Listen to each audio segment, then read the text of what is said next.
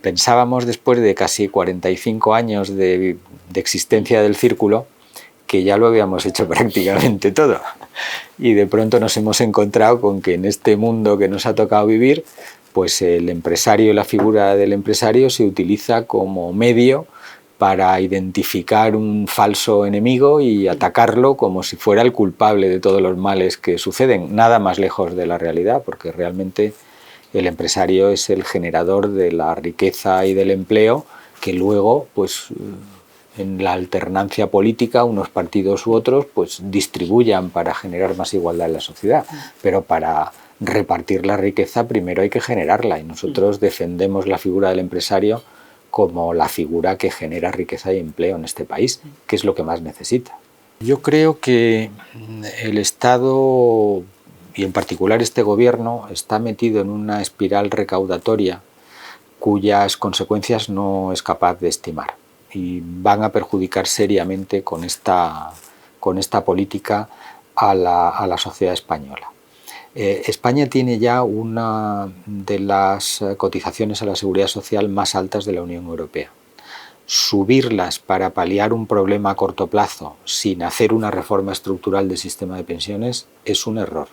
Yo creo que estamos en este momento desarrollando una política electoralista de ayuda a colectivos basándose en el tamaño del colectivo y su potencial de voto, y no realmente en las necesidades de la economía española. Y voy a poner un ejemplo. Es más útil concentrar las ayudas del Estado en aquellos sectores más afectados, en situación de exclusión o con problemas realmente para hacer frente a sus necesidades, que no repartir las ayudas indiscriminadamente entre todos los ciudadanos para bajar su coste. Porque de hecho de esa forma no se contrae el consumo, que es uno de los elementos esenciales para controlar la inflación de segunda ronda. Habría que concentrar los recursos en aquellos grupos más desfavorecidos y no repartir el dinero entre todos los ciudadanos sin discriminar de ninguna forma quién lo necesita y quién no. La subida indiscriminada de salarios que no venga acompañada de un incremento de la productividad causa un perjuicio a la economía y como consecuencia afectará el nivel de empleo.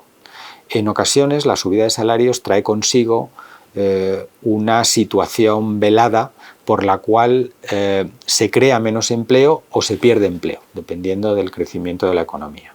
Nosotros lo que pedimos es moderación salarial, es decir, que las empresas suban los salarios todo lo que deseen, siempre y cuando haya una correlación entre la subida de salarios y el aumento de la productividad, y que en el resto de los casos sean prudentes.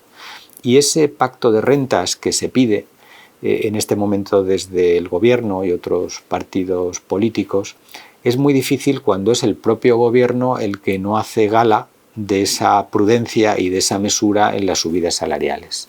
Y como consecuencia es muy difícil pedirle a los demás que asuman los sacrificios que uno no está dispuesto a asumir, cuando además es precisamente el empresario el que está asumiendo la mayor parte del coste de esta crisis, en la medida en que ve incrementados los precios de la energía, los precios de las materias primas, tiene que asumir las subidas salariales que haya pactado en sus correspondientes convenios y sin embargo no puede transmitir a sus productos y servicios estos incrementos de precio.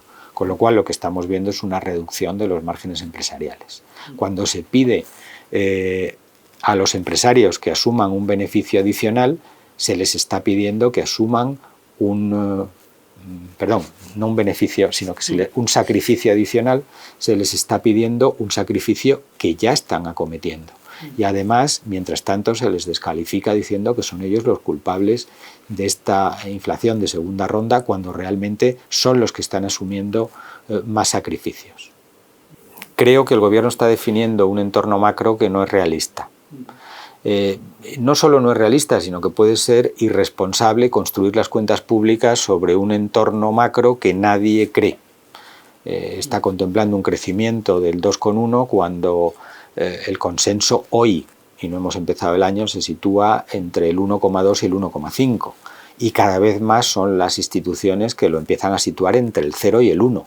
Luego lo que vemos es que las cuentas nacen con una presunción sobre el crecimiento de la economía española que no es realista. Y eso ya es preocupante, porque nos puede llevar a niveles de déficit mucho más altos. Y como el déficit lo tenemos que financiar inevitablemente con deuda, y además ha cambiado la política del Banco Central Europeo sobre la financiación de los estados soberanos, durante la pandemia fue el Banco Central Europeo quien compró todas las emisiones de deuda de los países, y eso ha dejado de hacerlo. Con lo cual, el Estado español, que necesita ir a los mercados para financiar ese déficit, que además es un déficit construido sobre bases poco realistas, puede encontrarse con que no encuentra la liquidez necesaria en los mercados, que los mercados no confían en la credibilidad de las cuentas públicas españolas.